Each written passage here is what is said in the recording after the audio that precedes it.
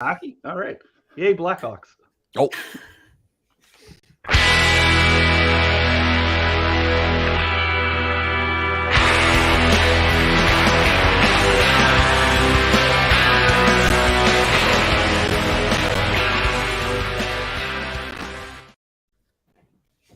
Hello and welcome to Game of Nodes, a weekly podcast for independent validators on the Cosmos. And as you can see this week, we don't have Null with us because he is down with a nasty bout of the old COVID. Normally he's kind of ahead of the curve on things, including the Terra crash, but this time he's doing things after the rest of us, it seems. So he sends his apologies. But Jabby's joined us from the Putmost Palace. Is that the name? Yeah, exactly. Yeah, we've got a few things we want to talk about today. It's going to be quite infrastructure heavy, I guess, because there's a few things that are obviously happening. It particularly regards like UST and Luna and a lot of the projects and the fallout from that last week, which I think we want to talk about. And we also got some kind of some, I suppose, like bits and pieces of news we want to talk about first. So I think one thing that was mentioned on, I know we were talking about before we started. I don't know if you want to talk about the Stargaze launch a little bit. Oh, a light piece of news in this topic. Yeah, sure. Yeah, I mean, so as well, just because you're involved in a lot of the infrastructure provision for that launch, so you've got some quite interesting like metrics on like just how busy that was and everything, right? Which I think is pretty interesting. It was pretty interesting. I think this is a follow up because we talked about obviously Stargaze and we had Shane on a few weeks ago and those types of good things, and so yeah, so the marketplace just launched yesterday, I think it was. All these days are of red numbers on my stock graph are running together, but yeah, so the marketplace launched and some interesting type numbers. I think Jorge actually posted a couple of these screenshots as well, but just the API structure, the Stargaze team built this pretty cool API kind of caching layer for some of the NFT calls, and so they tried to determine what of those RPC and other types of calls were being cached. And so they built kind of an API structure in there to do some caching against I think a local data store of some sort that was returning a heavy amount of static data. Then there was obviously coming back to the actual validator set, or I'm sorry, to the RPC node set for being able to get contract addresses and other types of things. And so I think before that launch, we've had like different spikes when we had mints, and those mints kind of got to somewhere around maybe 1,000 transactions or requests a second, somewhere around that.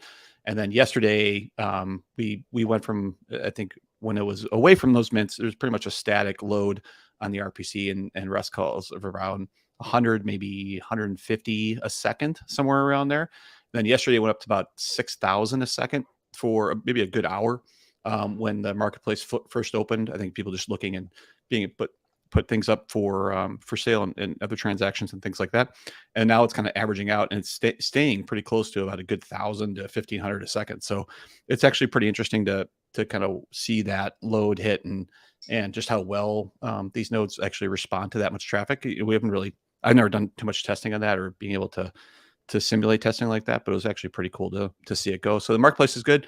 We've heard really good feedback from everyone, at least on Twitter, minus a node that got out of sync today, but and producing some old data, which was weird. But everything else on that, we've had, I think the whole thing around this is trying to have a great user experience from marketplace, and I think everything I've heard so far has been pretty positive. So that's good stuff. So I have a go ahead. Oh, so, no, Schultzy, you go ahead first. Yeah, I was gonna say, so we hear that the Cosmos max transactions per second, the theoretical max is like 1,000 transactions per second, right? So obviously that's not like transactions included in the block. That's also including, query transactions as well, right? That's right. And actually, if you look at the actual block transactions during that structure, it doesn't change that much, honestly. Like I was looking at, and it was jumping from maybe 2, 3, 4 up to 12, 15, 25 transactions per block. It wasn't massive. Like it wasn't like we were seeing, like you're even seeing as a baseline at Evos and things like that, where where Joe was looking at 300 transactions a block and things like that. It's still pretty low, but I think the number of queries, it's calling the contract to get addresses and ownership and everything else that goes with that. There's a lot of querying kind of going on to build the UI and to you know, to be able to create transactions, or be able to actually, I guess, be able to get to the point where you're actually putting a transaction in. Can you give any sort of estimate for like how much that infrastructure costed, like how much per month? Because to me that sounds like an absurd performance metric, right? That many transactions, and from what I've seen, because I was there during the mint when the transactions were at max, and there was no lag. Everything just went so well. Yeah. So it's actually really not that expensive. So the Stargaze team was using a lot of VPSs and like non-bare metal type of things, and when they were looking at turning this, getting some help with it, and then we were talking a lot about bare metal servers and other types of things that we're doing with that. So right now it's basically run. In the past, when they were on some AWS machines and some DigitalOcean, things like that, I think they had 17 or 18 nodes, I think, that were synced and sitting behind different types of LBs, load balancers, in terms of doing that. And so right now I'm down to 7. So I have, actually that's not true. I have 8. There's 2 in the West Coast of the US. There's 3 nodes in the East. There's 3 in Europe, and we're actually standing up 2 in Asia, because we're starting to realize how much traffic is coming out of Asia. That's being right now redirected to Europe, and so Europe is carrying up that Europe structure is carrying a pretty decent amount of traffic. And so if you think about AX 101s, that type of pricing, maybe a little bit more based on where those things are sitting, but I think overall those 8 nodes, and 2 of those we're also running archive nodes, because we wanted to keep some extra copies of the blockchain. So those are, you know, much bigger machines with 8 terabytes of NVMe and stuff like that, just so it keeps up. I don't know. It's probably, I got to do the math, but it's probably $2,000 a month USD. It's not awful.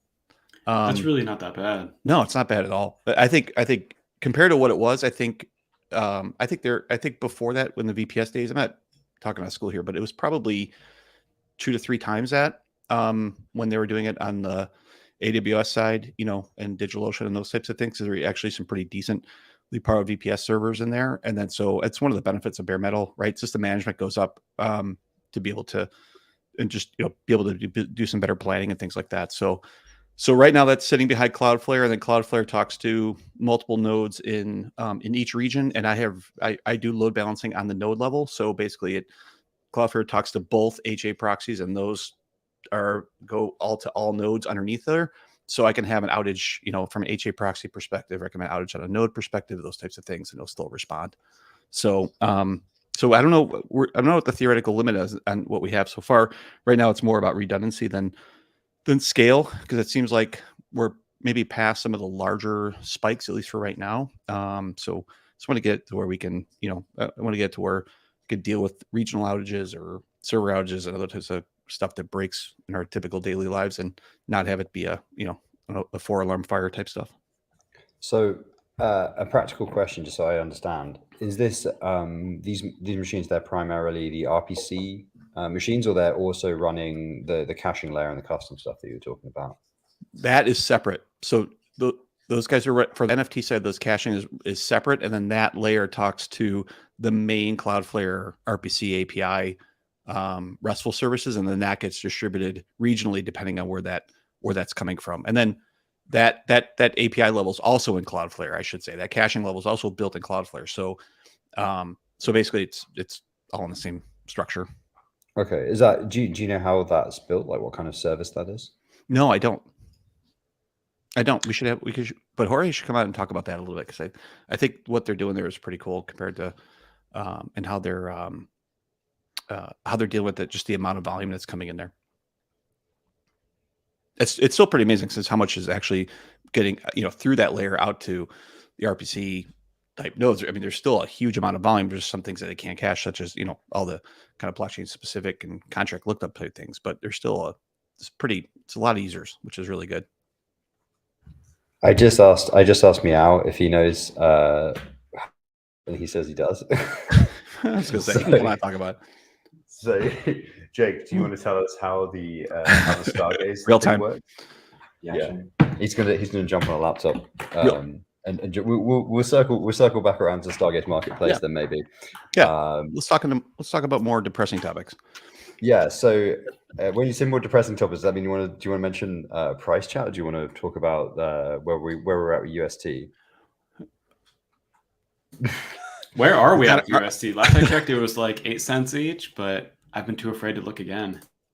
I think right now it's at 10. You look at. Yeah, it depends on the exchange too, right?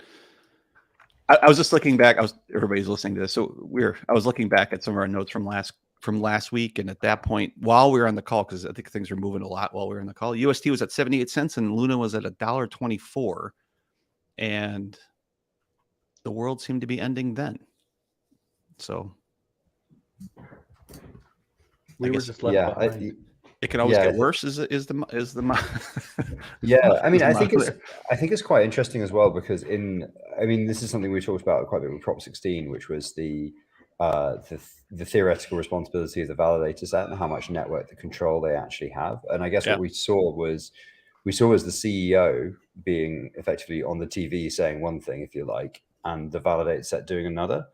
And again, so I guess it's different in the sense of maybe the prevailing sentiment around the whale in that the validator set, I think, did something that was more in line with what the community wanted than what maybe Doe was saying publicly. But it's like an interesting scenario, isn't it, to play out the validator set, go, okay, no, this is out of control, we're stopping the chain, right? And also, I mean, I know in our group chat, Jabby was talking about the theoretical implications of the tokenomics and things that were happening there, and it certainly seems like, I mean, we also obviously know people that are running validators on Terra as well, so and right. getting their perspective on this was like really interesting too, right? Yeah, and UST. I mean, when it really launched on the Cosmos, it was a really turn point for me, at least, because it wasn't that long ago. Don't get me wrong, but it was turn point just because it allowed it brought a lot of validity to the Cosmos, and it brought the capability of taking rewards and other types of things we've been working on and being able to put that in a quote unquote a safe location and thinking about it that way and understanding the risks behind that. But still, like, the growth was there and the growth of Luna and everything else. Like, it seemed like I think what's really amazing to me is just how fast it unraveled. Like, that speed is just unbelievable, right? And then I was watching circulating supply on the Luna side, because that was, obviously, from the mint perspective, and just seeing that go from 300 million, and the next time you look, it was 17 billion, and then it was 300 billion or whatever it was, and now it's at 6.5 trillion, whatever that was. But that arc was just brutal. And so, Yeah, so how did that happen? insane. Was that because they were burning UST to mint Luna, and that just kept entering a death spiral? What happened there? How did all those mint? They didn't suddenly crank up the inflation, right? Right. So the whole point of Terra USD was that when we get a bunch of value in Terra, we can mint Terra USD. A bunch of Luna, we can get a bunch of Terra USD. But when Terra USD loses its peg, the algorithm says, oh, well, I just need to mint more Luna to compensate. And so Right. it kept minting more and minting more. And it was like, well, I haven't caught up yet. And, once you chart it out, it's like, well, it's never going to catch up. Right. Yeah. Yep. And then the Bitcoin sell and everything else, like, everything just feeds, right? It's just it's tough to have correlating assets that are backing up, obviously, in this algorithm type structure. And Right. Bitcoin was so vulnerable. Also, when you decide to sell $1.4 billion of it, like, yeah, it's going to drop. yeah, it's not worth what it has. So I think that I was like also to think of a motorcycle, like an early motorcycle rider, when they've sped up too much and their front wheel starts to wobble. It gets in like this harmonic situation. It just wobbles out of control, and you just have to let go, and it's fine, or crash. right. Yeah. Yeah. Yeah. So I guess the other thing. So where are we now then? I suppose the interesting thing now is, like, what's going to happen in terms of the confidence on the chain, because it's obviously brought down UST, which has kind of undermined the whole enterprise. But like, you know, looking at it from the perspective of people in the cosmos, it's you know, first and foremost, Terra is a smart contract chain, which has then sort of it's kind of suffered almost from an Ethereum problem, which is that a project that to be fair, a lot of projects obviously depended on the availability of the stablecoin or to do DeFi stuff. But a lot of projects, like all the NFT projects that, you know, maybe relied on UST as an on-ramp, but like didn't necessarily actually need UST in their ecosystem to actually function properly, but mainly were there for the size of the user base or the community, have basically been wrecked by something within the ecosystem that was sort of beyond their control, right? And that's kind of it's kind of ironic, isn't it? Because the Terra is built on the Cosmos SDK, and Cosmos's whole value proposition is horizontal scaling and anti-fragility by being more distributed, right? Yeah. I don't know what else to say about it. Like, Yeah. I think one of the benefits, where do we go from here, is that I think I mean, there's a lot of people that I think we all know, and especially the validator set, that might not have want to move things to fiat because, you know, think about taxes or thinking about, you know, just rewards, other types of things with that, and, you know, want to have flexibility to have gas in the tank to maybe launch new chains or other types of things, right? It's definitely an area that a lot of validators would have used to, and obviously others, to be able to store value to do something with, and there's just so much loss associated with that unfortunately, you know, I think it puts a lot of folks back, and creates a lot of scare and other types of things, which is why, you know, kind of where prices are today, there's just a lot of fear, right? I think ultimately, though, I think one of the things that you guys are talking about, we wanted to talk about today, is that I think one of the things it does create is opportunity, right? And it might create opportunity for other chains in the cosmos to grow, which I know, Frey, you want to talk about a little bit. Meaning there's opportunities for Juno to play roles that maybe parts of those projects could play, and it might launch new chains, it might do other types of things that make overall ecosystem stronger and more resilient, right? So I think, you know, that's maybe the best takeaway out of that. Maybe, I don't know. Yeah, I mean, I suppose that obviously there is an open question of like, you know, there's now sort of like Terra V2.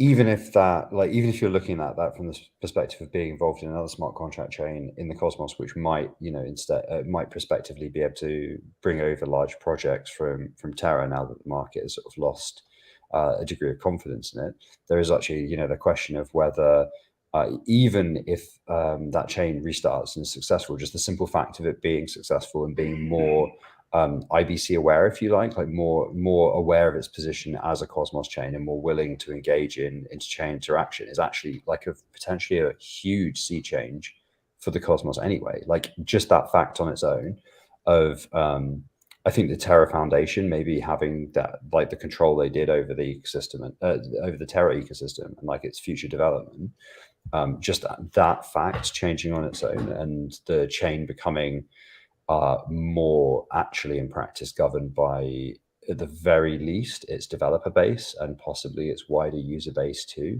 And like I say, like we were talking about earlier, like being controlled by its validator set, you know, would be the absolute least, because that's demonstrably what's happened. That's again a huge sea change for Terra, and it's probably a really positive thing for Cosmos. Because it's that, you know, even if it keeps a tenth of its user base and brings them, even imagining that all those users and all those projects just vanished into thin air, if 10% of those users or 20% of those users stay in that ecosystem, but it moves closer to Cosmos, that would be a huge win for the whole Cosmos, I think. Yeah, I mean, I largely agree. I think there was a lot of confusion and fear around Terra going down. Like I saw quite a few people messaging about how Terra went down, which took down Cosmos and Osmosis and Secret, when really Terra took down the IBC, and so you can no longer interact with them. But those other chains weren't down.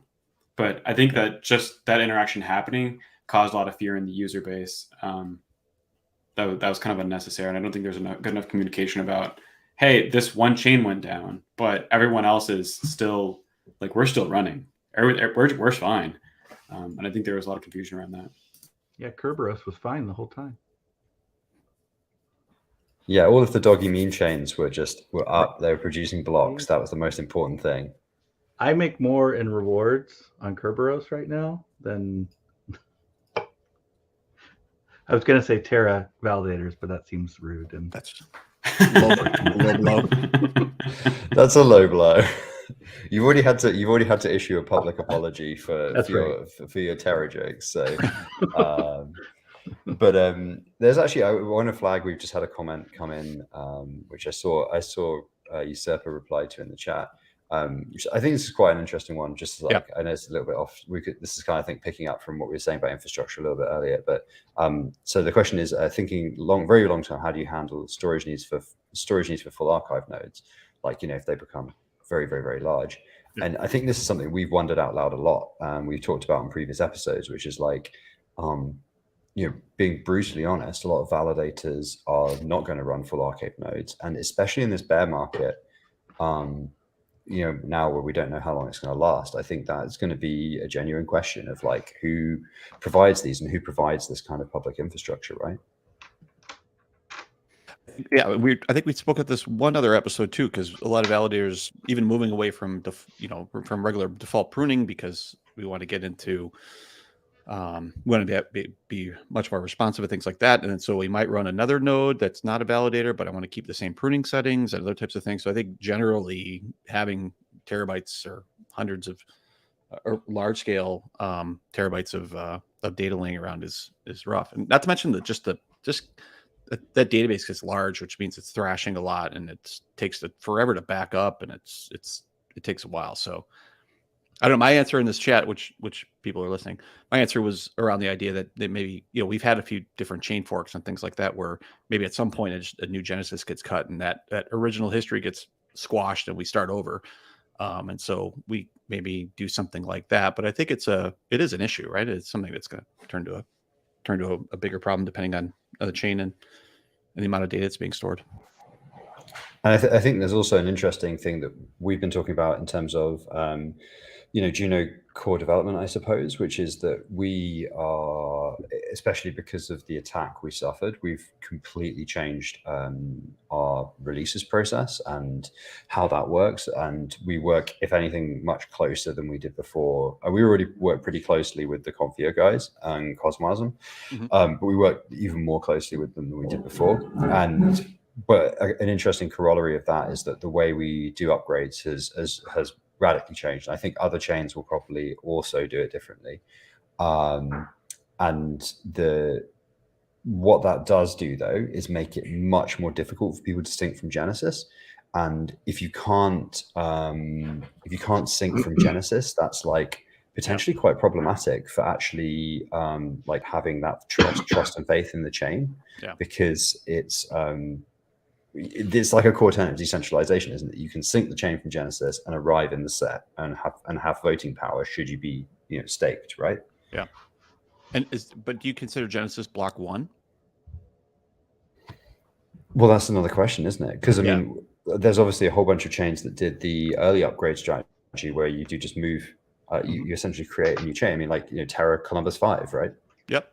Yeah, I think Adam's gone through those. Like we did, obviously at Most, right? And those types of things, right? So those are, I mean, they're new Genesis file, but they're not starting at block 1.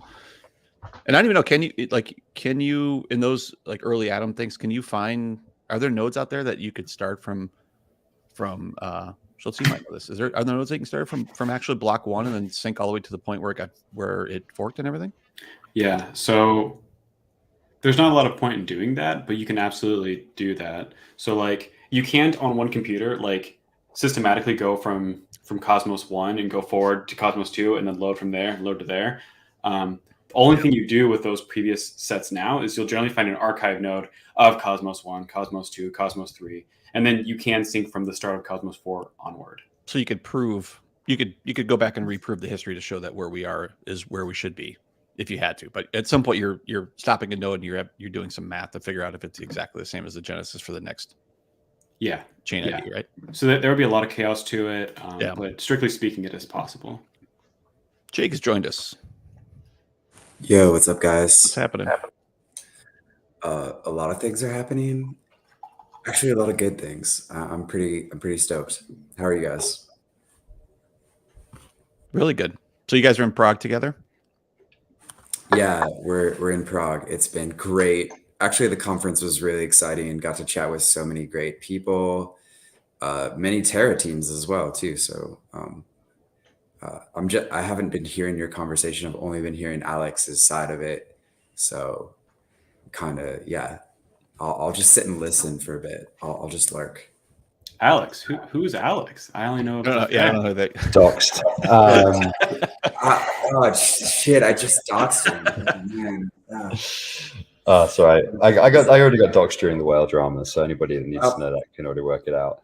Well, now it's also on YouTube, so fantastic.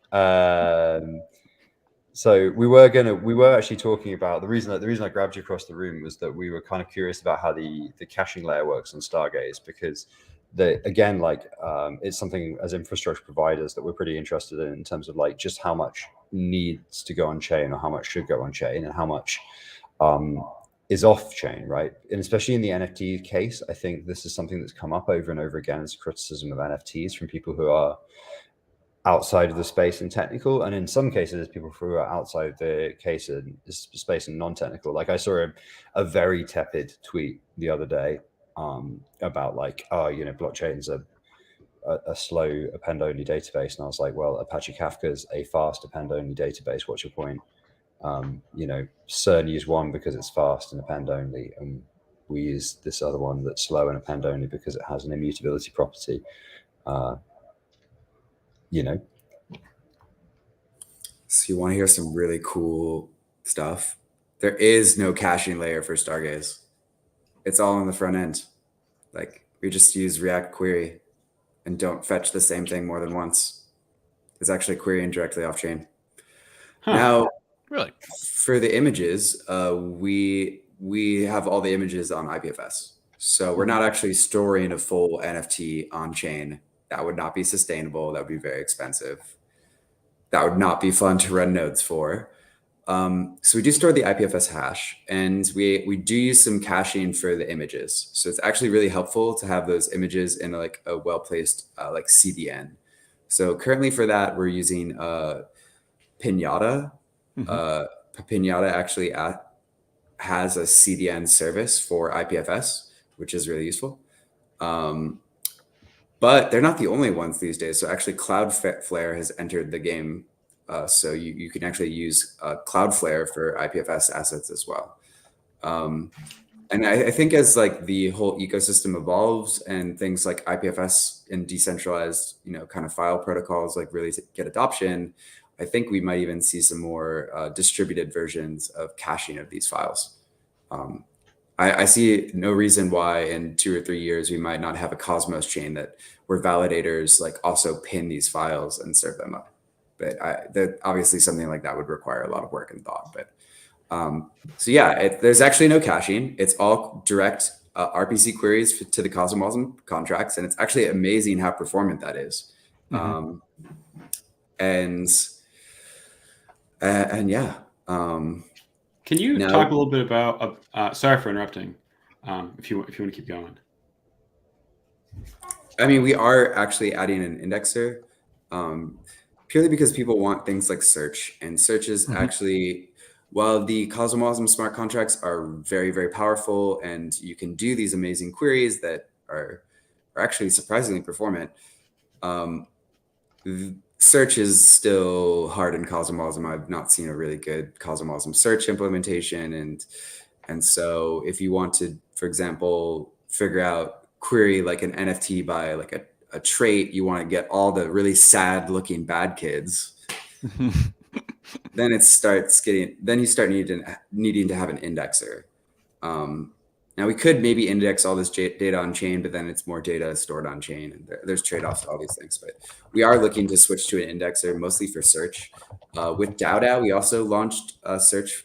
DAO DAO is another application that is surprisingly entirely direct on-chain queries, and that kind of makes it as decentralized as possible. There's no third-party interface. You just need an RPC node, and that's it. But we are adding an indexer. We recently launched a search feature that allows you to search for a DAO by name, and that uses an indexer. So yeah, that's that. And when you say indexer in this situation, and this is super weird because we're actually about like 3 feet from one another here. We're kind of like just across the same room. But when you say indexer, that what kind of technology are we talking in the backing? Because I think this is also an interesting question, which we'll come back to in a little bit when we talk about some of the infrastructure questions we've been getting from Terra teams who are looking to move over. Which is like, you know, for me, I hear like especially with the marketplace launch, which has been very, very successful, and we saw. Am I allowed to? Is it cool to say what we saw like Josh Lee just like buying a load of bad kids? And there were like a bunch of people like really, really stoked on the marketplace in Prague, and you know that launch seemed to go really well, which is cool.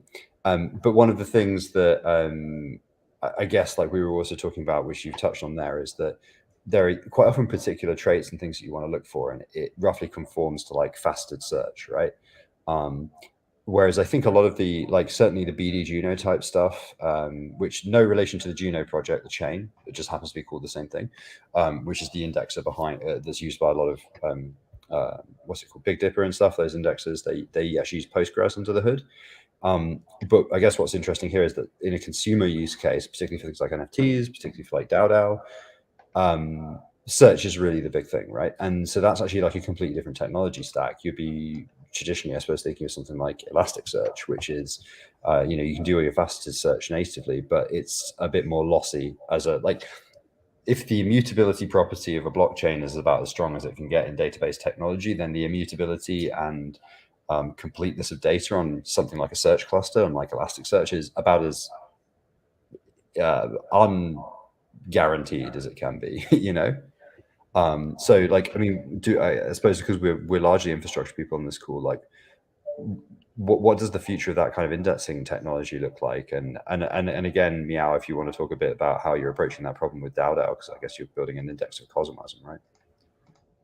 Well, Zeke, who's incredibly talented, built an really quick and dirty indexer for DAO DAO. But there's actually a lot of indexer efforts that are happening in Cosmosm. I think it's probably good to speak to some of those, and then I think it's good to talk about maybe where we want everything to go. So we've actually funded through the Juno Core Dev Fund a couple of teams to work on indexers. So there's 2 different implementations actually. There's one in Go and one in Rust, and both are designed to be like extensible, kind of better versions of BD Juno, and specific for Cosmosm. You know, each contract is going to be different. So for example, when you index a DAO contract, sure, I want to be able to search by names. That's one use case. But I also want to be able to create like an inbox for every DAO I'm in. I want to see all the open proposals, like almost like notifications. Or if a new proposal, what if I want to build a notification service? And there's a, you know, so these are kind of use cases where we'd have to build something that's really custom to this, you know, these kinds of contracts. Yeah, shout out Zeke.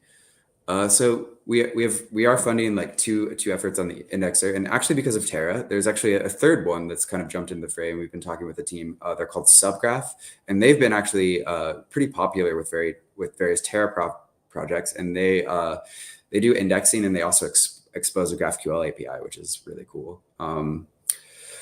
So really excited to be talking with them, and you know, I think we're going to figure something out there. I think indexers are the kind of thing where I think it's actually kind of great to have multiple implementations in the ecosystem. There's a fourth effort. So Figment has been working with the Graph, as in the Graph protocol, and they're supposedly working on a Cosmos integration. I'm not sure how far that is, but you know, that's another thing to be like keeping an eye out for. But I'm particularly very excited about Subgraph coming to Juno and other Cosmosm chains. I think that'll be really great for this ecosystem. In terms of long term, I do think, you know, it's kind of funny because we already have this database, you know, like on our validator nodes, and maybe it's RocksDB, or maybe you're using LevelDB, or I'm not sure what the sampling is of what database you guys are using with your nodes, but we already kind of do have a database. And you know, and there has been some work by Tendermint as well to like add like like a Postgres kind of sync functionality to the Cosmos SDK.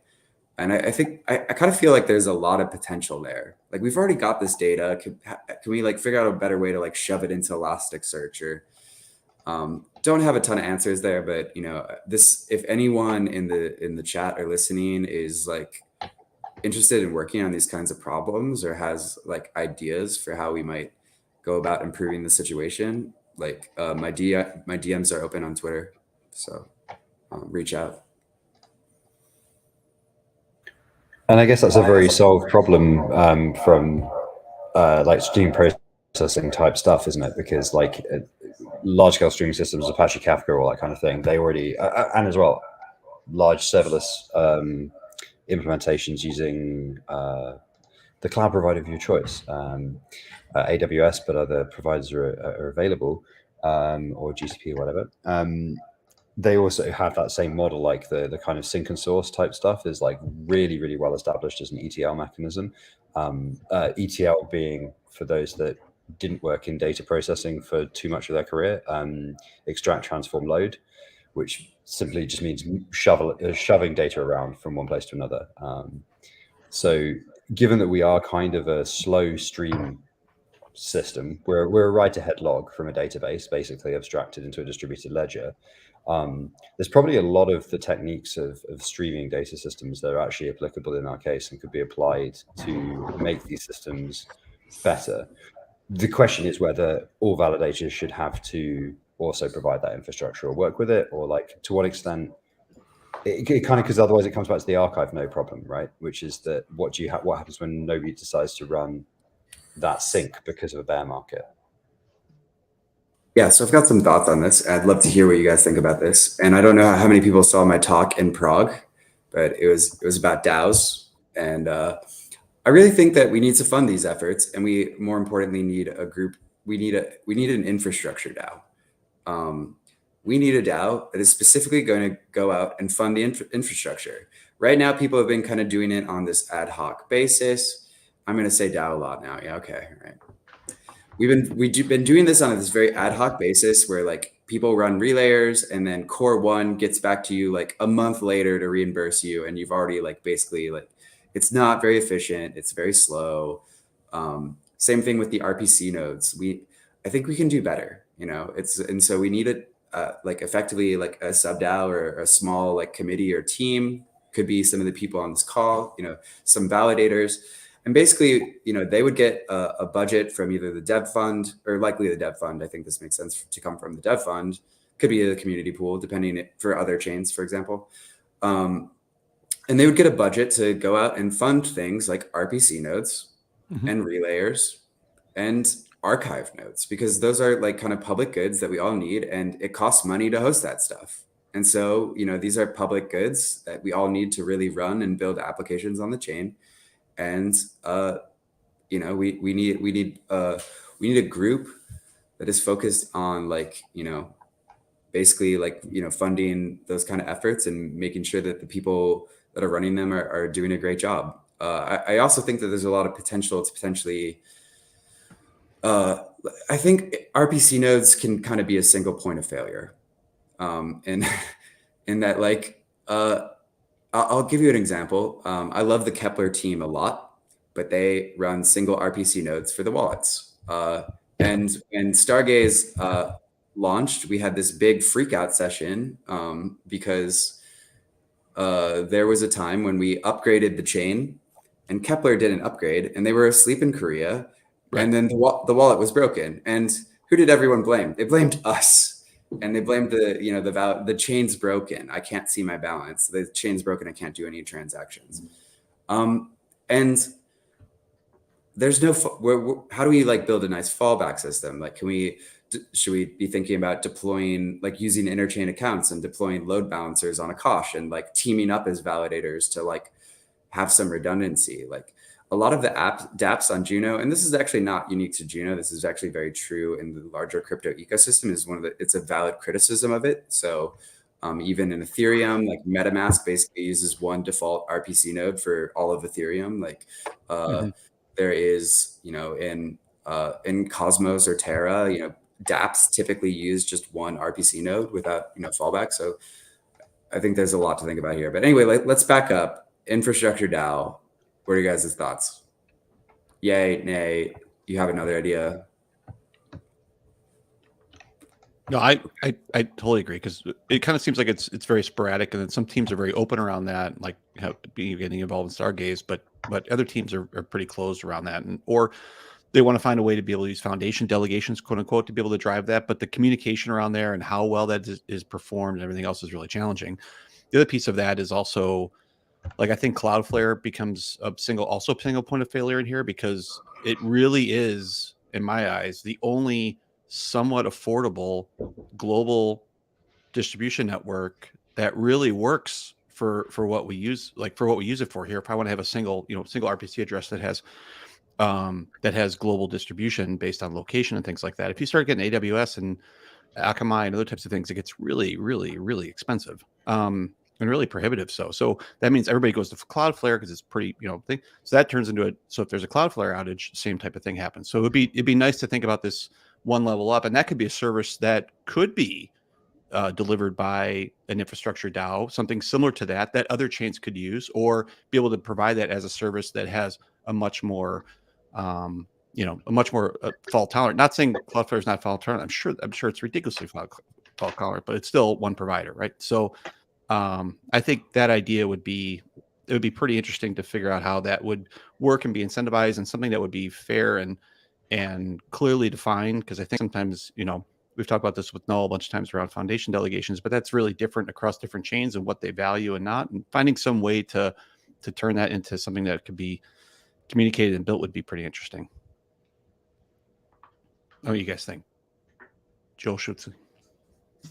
I mean, I also threw in there that I think, as far as like an infrastructure DAO goes, a lot of the time these conversations revolve around like, well, how much is the server cost? It costs $106 a month. Okay. And then you throw another hard drive in there, that's $45. So I want $150 a month for managing this. Right. But obviously we have like setting it up, managing it. That's let's say it's just 2 hours a week. In that first week, we've already basically blew our budget, because each one of us is probably worth more than $100 an hour, right? And that conversation, I think, really rarely comes up as to like what these DAOs or these communities are worth, is how much manpower, how much expertise is going into it. It's so much more than just the server costs that are being involved. Yeah, I think exactly. And, I think that's why, DAOs are made of people at the end of the day. It's like and I think that it's important to keep in mind that should be built into the cost, because it does take a lot of time for people. Like, people are doing a lot of work. It's not just the cost of the running the hardware. It is a lot of work to do this. And, there should be, maybe Index or DAO gets a certain budget, and then they can make delegations with that, or, they can make direct payments, people. I think we should just start out and kind of just start experimenting with things, especially on Juno. And, it probably won't be perfect right away, but, trial and error and evolution is like a lot of times a good way to build things. Yeah. But yeah, you're completely right about the people. That has to be taken into account with the costs. So one thing I'll also throw in there is that Secret Network actually used to have an infrastructure committee, and their responsibilities did include basically just that. Not relayers, because relaying wasn't a thing then, and in the sense that Secret didn't have IBC yet. But they did take into account, I'm probably going to spend 10 hours a week on this, so that there's this, my salary. I'm going to host these APIs for the community to use. I'm going to make sure this documentation's up to date. I'm going to direct the test net. All these sorts of like scaling responsibilities are different things they focused on, and would certainly, it'd be worthwhile considering them as well within Juno. Yeah, totally. Did they make decisions on chain, or do you know how they ran theirs, or? So the infrastructure committee doesn't really exist right now, but yeah, it used to be a community fund proposal to fund them. Yeah, I'm kind of thinking that we should run. Obviously, I'm biased here, and so you can push back on this, but I do kind of think we should run this on a DAO DAO DAO, just because it allows for kind of maybe a smaller group of experts, and also kind of allows for transparency. Everyone can see that what proposals, what people are asking for, and then it's still public, and the people can still use Cosmos governance if they're not satisfied with how what infrastructure DAO is doing. Maybe they'll propose like, oh, some people should be removed from infrastructure DAO. We can even create really interesting arrangements where we like the main governance module will have some control over infrastructure DAO, maybe even controlling who gets voted onto it, which could be a really interesting thing. Yeah, I mean, what do you think, Joe? I want to know what Jabby thinks of this, but also, I think we've also I've talked in the past and probably been a bit boring about the fact that I think it would be interesting to experiment more broadly with the idea that validator sets are semi-fungible, like the validators themselves get dynamically removed from the set based on performance. And I know that there are mechanisms in evolving proof of stake systems to do this, but I think that's also an interesting use case for, if we go back to what we were talking about maybe 10, 15 minutes ago about what is the evolving responsibility of a validator in the case that we are wanting additional provision of things like indexes, sources, sinks, maybe RPCs, whatever.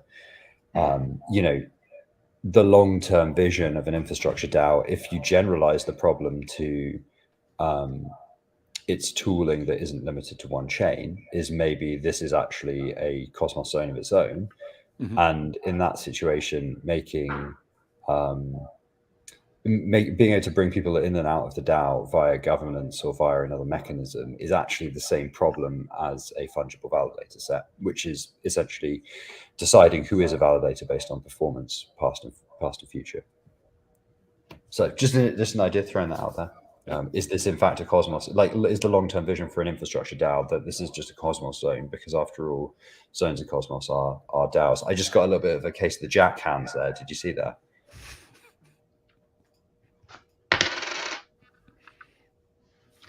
Yeah, I mean, I think that certainly in this bootstrapping phase, it makes sense to have a funded effort to provide these services for, necessary growth. But at some point, app providers themselves will be incentivized to, provide the endpoints on their own. But they have to get through that bootstrapping phase where they can actually realize that is the next step for them to evolve to. Because no matter what we can do as an infrastructure DAO, will always be sort of lagging behind the growth of some app or some use case. And that the folks that are generating that use case, they'll have the, sort of the leading indicator about what they need and where they need to go. Mm-hmm. And so they can build the right amount of scalability towards, Asia Pacific or EU or what have you. So I think that, it's a necessary but transient type thing that we need. Certainly with MetaMask, Infura is providing the bulk of their RPC requests. So it might very well be that it, sort of hones in on a specific use case. But I think that at some point we will see the apps sort of, almost like what DAO DAO does right now with its front end, continue to iterate on that and provide more. I think actually talking about dApps actually kind of brings up an interesting point. Is I think we're kind of in this stage of we should just be running public RPC nodes, but you cannot deny the fact that like JunoSwap uses like a lot of like RPC calls, and actually JunoSwap's pretty good now because we've been fine tuning it because a ton of RPC calls during like something like the raw launch can lead to some downtime. But there are, poorly written front end apps. Like for example, Fortis, which was making like a ton of RPC calls kind of for no reason, like all the time. And eventually we have to move past the stage where we're just like, if there's one dApp, for example, and they're just using a ton of RPC resources, like we need to definitely think about pathways for them to either figure out how to run it themselves or potentially like find a way for them to contribute back lol at that comment about Fortis. Maybe at some point down the road, it makes sense for projects to like pay for infrastructure. I'm not sure exactly what that would look like. So again, taking this back a little bit to why this went on the topics for discussion this show, we've obviously been talking to Meow everybody involved in dev. Juno has had people get in touch with them about the Terra situation, about migrating to Juno, about how do we do it.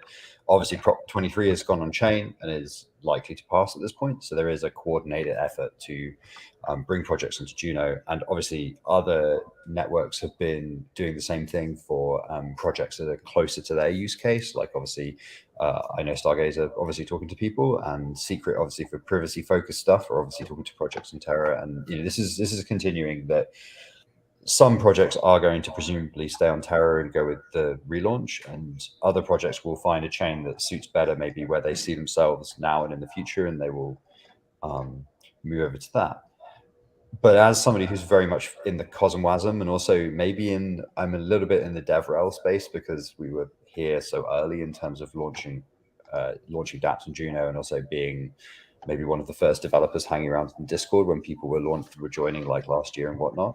We get a lot of these sort of questions from people like, oh, somebody's asked me this question about the developer experience in Juno. What do you think I should respond to them with, and something like that.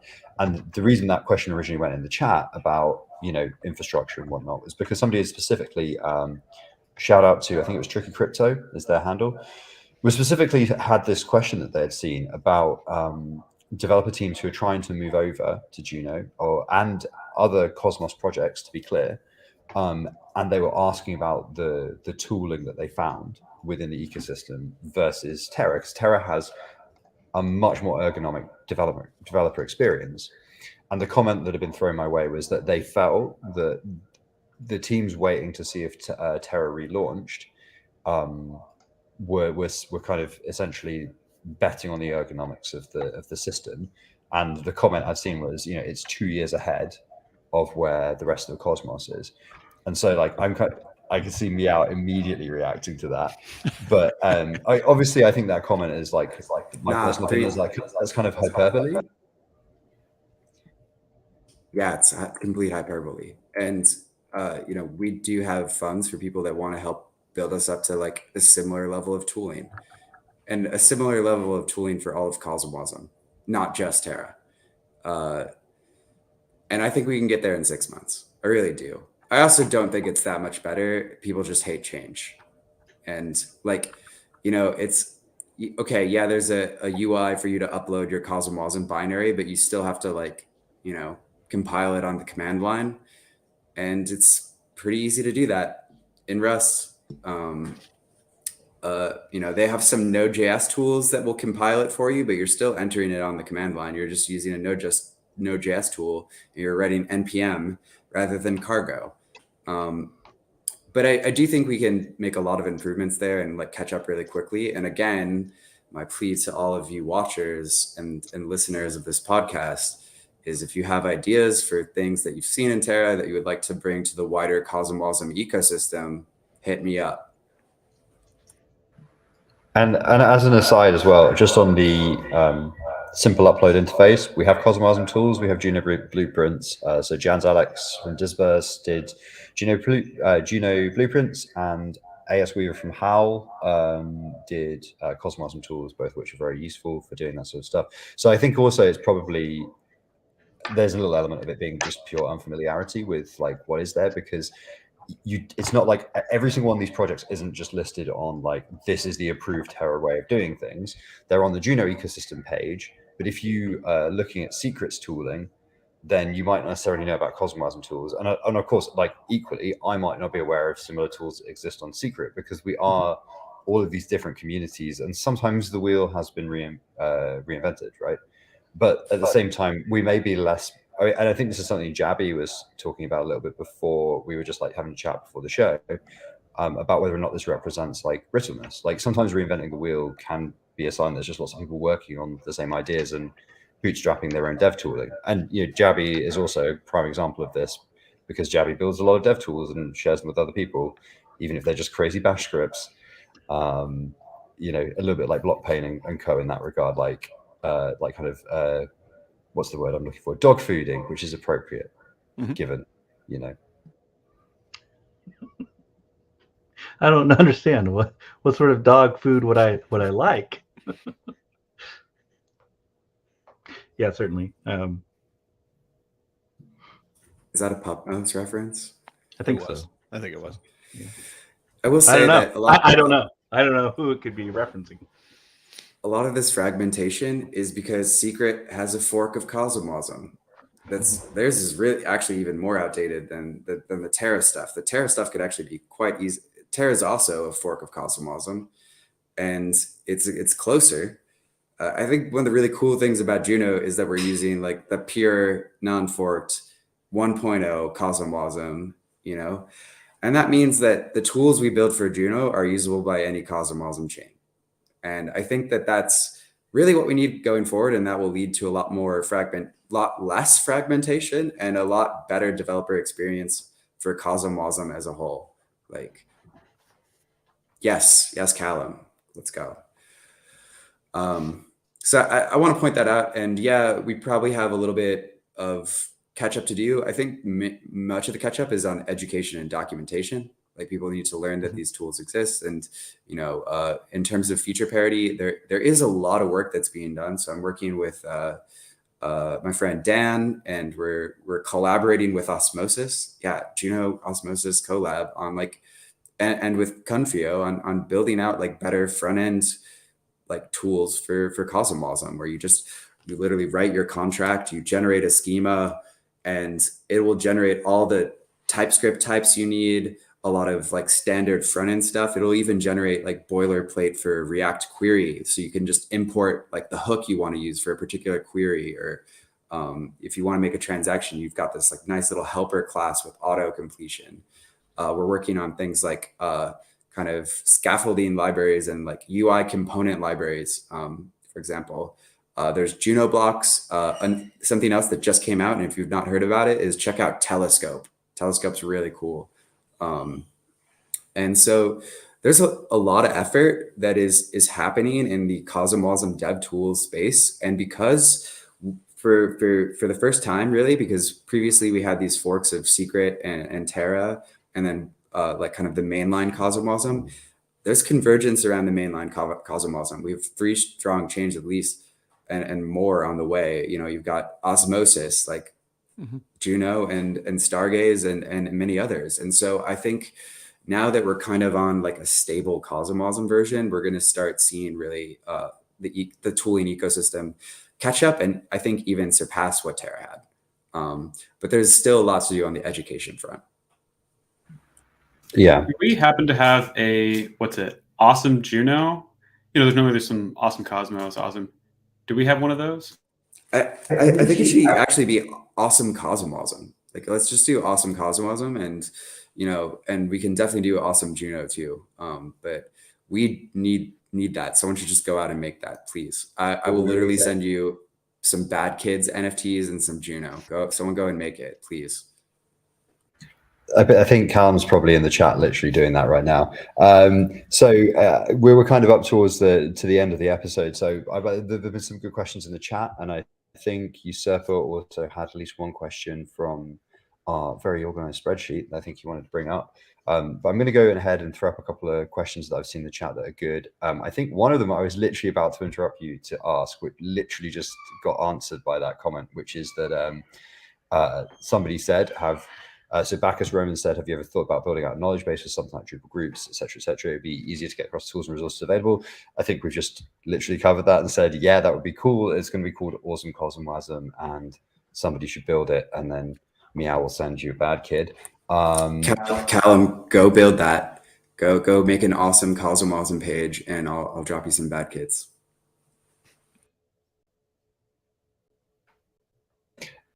Cool. And then there's a question from Adam Burke, which is what infrastructure. So Adam also asked the question earlier that we had on indexes, not indexes, archive notes, which was a good question. Right. And we got what infrastructure is not capable of being run on cache. maybe once particular dApps hit certain cash flow adoption, they pay for their own infra via interchain accounts. Now, this was something really interesting. We actually talked with Greg. If you haven't already seen it, there is a previous Game of Nodes episode with Greg from Akash where we talk about the idea of like DAOs and autonomous organizations paying for their own infrastructure, and the fact that validators and whatnot are now more viable to be run on Akash than ever before. And in addition, I think, we've been obviously talking about this Infrastructure DAO, and it seems like, again, these are the same sorts of organizations where if that infra DAO long term is its own Cosmos zone, it can talk IBC to Akash. If that becomes a public good chain and it's building stuff out, then there's a whole bunch of stuff that doesn't exist yet because the technology doesn't exist yet, but we're still relatively early, and there's no reason why these things couldn't exist in future and govern their own infrastructure and whatnot. That'd be incredibly exciting, I think. Yeah, and I think they're going to exist really soon. Interchain accounts on Juno are going to land, I think, very quickly. We have some actual working branches with IBC v3. So it's just about planning the upgrade there. And then I've actually been talking with Greg a lot about adding interchain accounts to Akash. And I think that that's going to happen in the very near term as well. So I think we'll finally start having multiple Cosmos zones connected with the latest version of IBC that supports interchain accounts, like really soon, like in a month or two. So yeah, you heard it here first. And we've got another question from Garrison Academy, which I assume, because there can only be so many people with the same name, that this is Oni. This is Kevin from Oni Validator. What are the current indexing capabilities in Juno, and what would need to be done to accommodate incoming Terra projects, NFT projects, etc.? Explain somewhat simply. Well, I mean, honestly, I'm kind of, I come from like obviously a consulting background and a data background, and but also like having run teams and whatnot. Especially like startups and things where you don't have loads of resources. My motto is I never build, also because I'm an idiot, I actually don't know that much about the things I don't know about. I don't build anything I don't have to, right?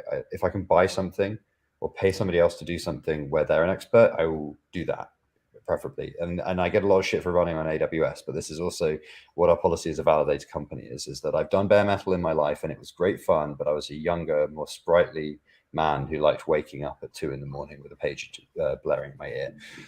So, in answer to your question, Garrison Academy, if that is your real name, I would say these promising projects like Subquery and whatnot that we're talking to have good product already that is used by people and liked by people, and maybe we should be giving them grants to be checking out and running their stuff on Juno. It's just my opinion. That would be kind of cool. But in addition, obviously, like Meow was saying, we can obviously be incentivizing people to build new tooling. I'm going to shut up and let other people throw an opinion in the ring on this one. We are incentivizing people to build other tooling. We are funding multiple indexer efforts at the moment and actively talking with Subgraph, and I think a lot of projects use that. And if there are other projects that people use on Terra, we'll talk with them as well. I'm really excited to get something like Subgraph on Juno. I think that'd be great. And yeah, we'll make it happen. Let's do it.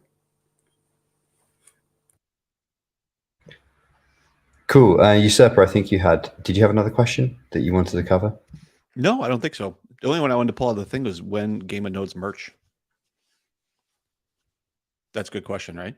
We should have a conversation about that at some point. It is a good question. There was some very, very excellent Juno merch at Gateway from, are they an Italian DAO? They're like a merch DAO. Yeah, they're called Space Merch, and search for them on Twitter. They're, I think, called Space Merch DAO on Twitter. And yeah, they had like some of the coolest Juno swag I've seen, and it was basically just like out instantly. Like a lot of people that were like very involved in Juno like didn't even get any because it was just like gone. So I guess it means like we need to launch a shit chain now as Game of Nodes, and then get that value really pumping, and then pay Space DAO via IBC, right? It just gets IBC them a load of tokens to make a load of hoodies and stuff, and then I guess everybody gets a hoodie, right? We can just send them. We can just like rug the chain, and then use the money to post everybody's hoodies, like a kind of hoodie-based Ponzi scheme for the viewers of this channel. It's perfect. Stable clothing. Yeah, I mean, it could work. I'm bullish. Okay, folks. So let's kind of begin to wrap up there, which means that it's time for what are you most excited about in the next week. Obviously last week I was like, I'm super stoked about getting being able to like actually work on HAL again for a little bit and also get that Akash validator up. And then things got really busy again. So I did actually get to write some Rust this week, which was sick. But I didn't get my Akash validator up yet. We've got some of the tooling in place, but we haven't got it up yet. So I'm just going to say the same thing as last week, which I'm still really excited about Akash, and I'm looking forward to Needlecast getting our shit together on that one.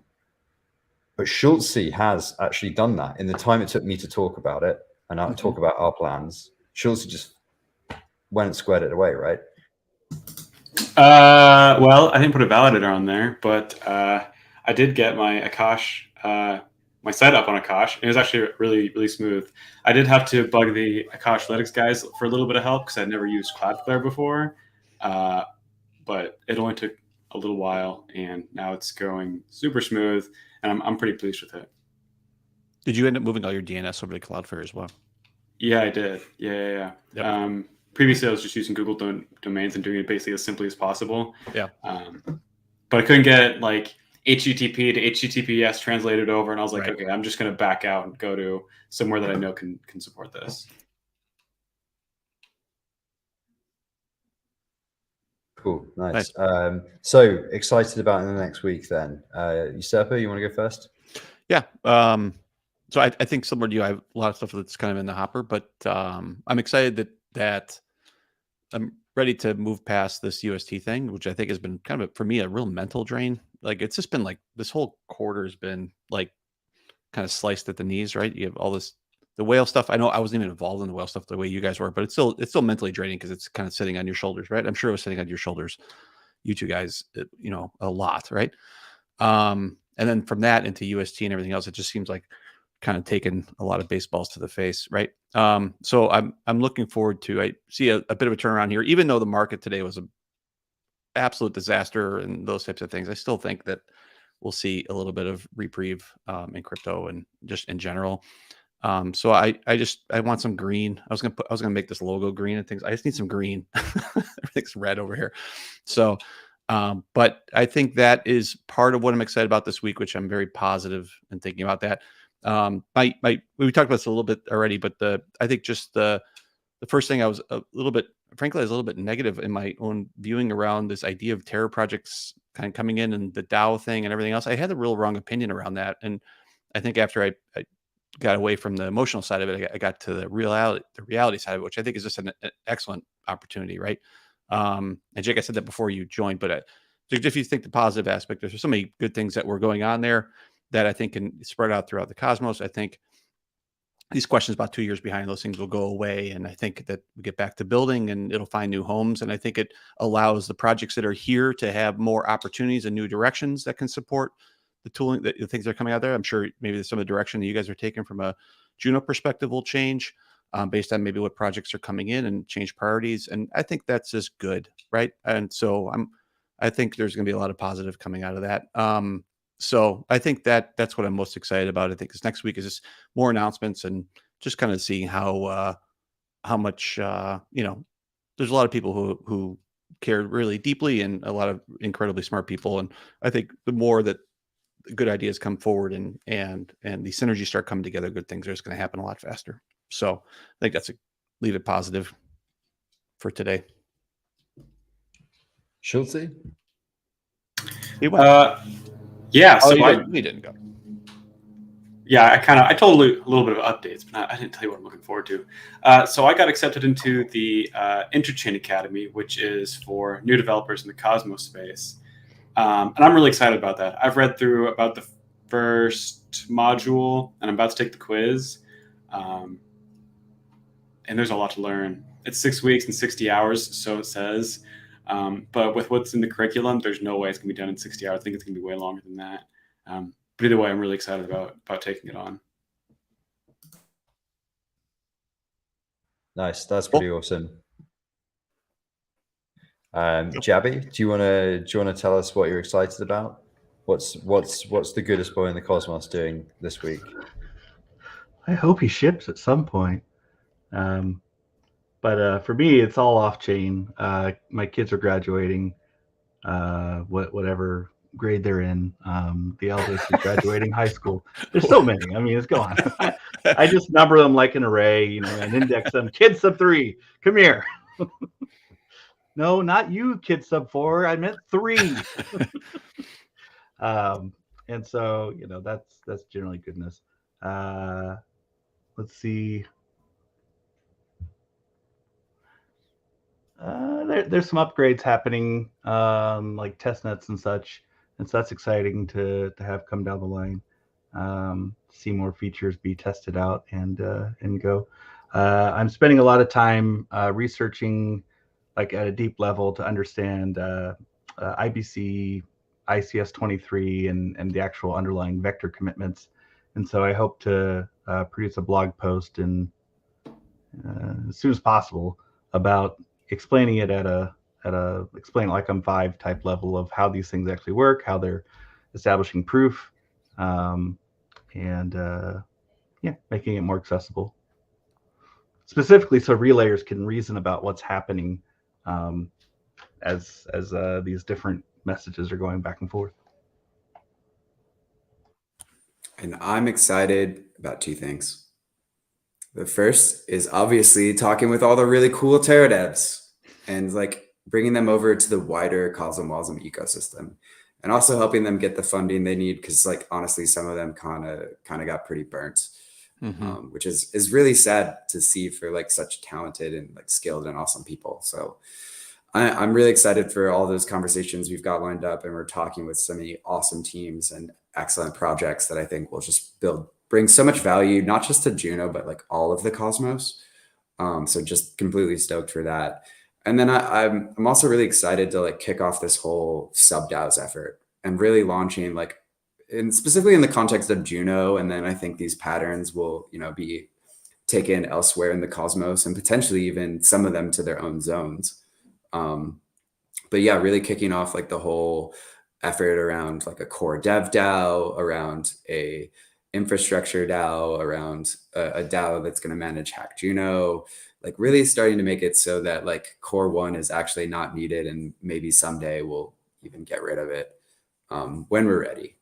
But like I think it's important to start the experimentation now, and so like start trying these ideas and like figuring out how we're really going to organize ourselves as a decentralized community. Like we don't have the advantage of being one company where I'm CEO and like Schultz and Usurper and Jabby, and I'm not going to dox you again. The Fray, y'all are going to go do this thing, and we just have to figure out how to like organize ourselves in like a decentralized community. So I'm really excited to like start kicking off some of those efforts. Cool. Okay. Well, that's I think that's pretty much us done for this week then. And as always, if you have any other questions, get in touch with us on Twitter, drop them in the chat, comment on the YouTube if you are watching this back later. Don't forget to like and subscribe, because then you will get notifications for each show. We're now moved to a new time of 2100 hours every Wednesday UTC, and we've got some cool guests coming up as well on future shows. We're going to be talking with hopefully Dan from Stakefish, and there's some other exciting stuff that you'll kind of see, and we'll tease it on Twitter and whatnot. And hey, maybe we will actually launch a game of no shit chain and get some merch made via the power of IBC and rugging. So we'll see where we go with that.